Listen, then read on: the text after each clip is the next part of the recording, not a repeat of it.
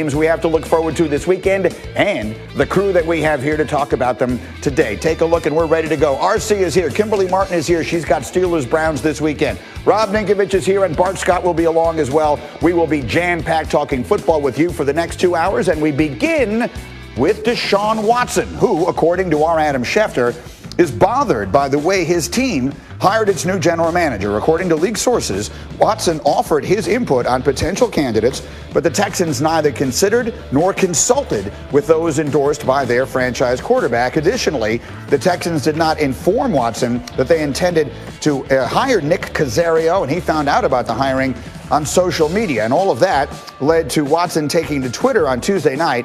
And as you see, he posted, "Some things never change." Now, last offseason, Houston didn't let Watson know that the star wide receiver DeAndre Hopkins would be traded, and that led to a great deal of disappointment. We should also note that according to sources, Watson's feelings were not directed toward Caserio, but instead toward how the Texans handled this situation. So for a franchise that has had its share of problems, here's another one, and it's one they clearly did not need, and Bart Scott is ready to go now and getting up with us as well. So, RC, I will start with you. We sort of sit back and look at this. Houston, we have a problem. What do you make of it?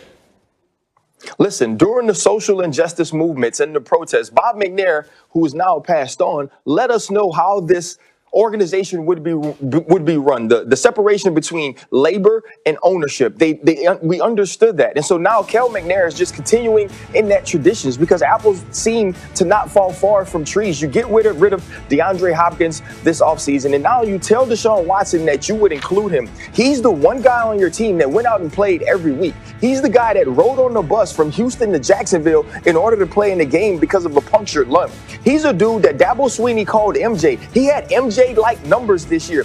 88% of the Houston Texans offense was Deshaun Watson. And now you tell this player, your franchise player, the guy that you made the highest paid player per year for the next 5 years, that you're going to include him, and you don't.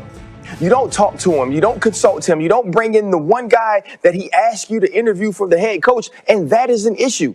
Now, it doesn't mean that the Houston Texans are wrong. It means that the Houston Texans aren't changing. The Houston Texans have not learned from their past mistakes. And when TJ Watt, right, who's basically the face of your franchise, at least till now, has to apologize to Deshaun Watson for wasting a year of his life, for wasting a year of his career, 2 weeks or a week after he goes on TV and blasts his team for not working hard. He says, but you're the one dude that was out here every week. You're the one dude that's carried us. But the Houston Texans don't consult this man, don't consult the quarterback. And you know what?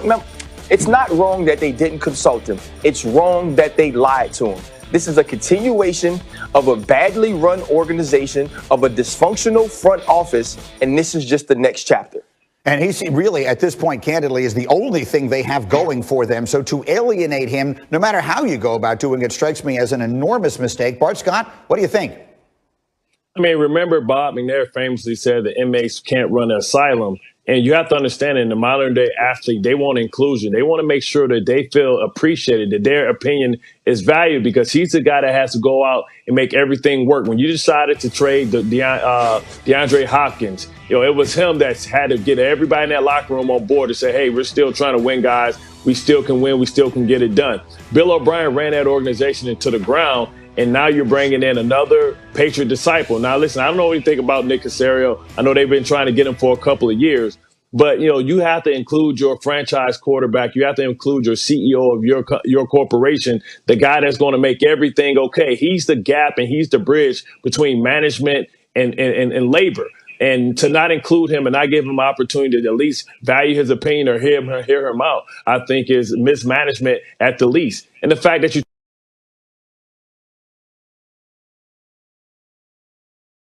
talk about African-American quarterbacks, we don't expect this from maybe Ben Roethlisberger, who was very involved in figuring out, hey, we're going to leave out without Le'Veon Bell. We're going to be without Antonio Brown. But now he's seen as a young athlete. He's not a young player anymore. He should be included because he's one of the best players his game has. Dink, what do you think? Well, look, it's not the first and it won't be the last time a player is lied to. Look, the ownership, they're pretty confident in their abilities, that they've been successful their whole lives. They've made business decisions and they own teams and they're billionaires. So for them, I feel like it's probably some cockiness, it's arrogance on the part of, hey, look, I don't need a player to tell me who I should hire and who I shouldn't hire. So at the end of the day, when you don't have those decisions being made by any of the players, no input, really, they don't care about your input anyway, because we're just running these numbers. They know that in 5-10 years, there's going to be a new quarterback there. Ownership will still be the ownership. It'll still be the family. They'll still make hundreds of millions of dollars. So, I mean, it's got to be frustrating, especially if you were told that you would have some input. And, the one thing I would say is if you're Nick Caserio, Billy O got tons of heat for trading away Hopkins. Imagine if you're the new GM and you trade away the best player on your team. That's not going to help your case to winning over the fans. No, it's not going to help you. We will figure out as this program goes on where it is that would make the most sense for Deshaun Watson to go. I may have a little lobbying to do. We will get to that. Meanwhile, let's get to the playoffs this weekend, where the big question in Cleveland is whether the Browns will be able to reopen their facility today as they prepare for Sunday's playoff game against the Steelers. But quarterback Baker Mayfield says one way or the other, he's not worried about their compromised week of practice. If you guys, wind up not having a practice this week, what impact is that going to have on you Sunday night? It won't have an impact. All right, our Kimberly Martin is covering that game, actually covered Steelers-Browns a week ago, and here you are back with them again. What is the latest as far as the Browns' ability to get any work done? This is worst case scenario, Greeny, for a team that was just trying to make the playoffs for the first time since 2002 and now trying to get its first playoff win since 94. We already talked about Kevin Stefanski not being able to coach on Sunday because he has COVID. They added another player yesterday, safety Ronnie Harrison, now is added to Leonard Brown. This team hasn't been able to practice all week. And you heard Baker Mayfield said it won't make a difference. But virtual walkthroughs can only get you so far. And game day, playoff time, is a big deal. But this Browns team is using it as motivation. Jarvis Landry said yesterday, look, we are going to try to win for the guys who are not here. Bitonio, this is for you. So they've got motivation. But will they be able to beat the Steelers is another question. No, it is. I agree with you. It's the worst case scenario. And the question is not whether it's fair or not. We've been saying it all year long. Right. Fairness is not the first priority in getting things done this season only. And this would be the only time we'd say it's okay. Now, with regard to this game, Juju Smith-Schuster, who has been known to add a little fuel to the fire in a lot of other circumstances, may have done so with these comments about the Browns. Listen. Nah, I think they're still the same Browns team out there every year. I think they're nameless, great faces. Yes, they have a couple good players on their team, but at the end of the day, I don't know, it's the Browns, it's the Browns. And that's just one of those things that, AFC North football, and they're a good team, but I'm just happy we're playing them again, this Sunday. Right.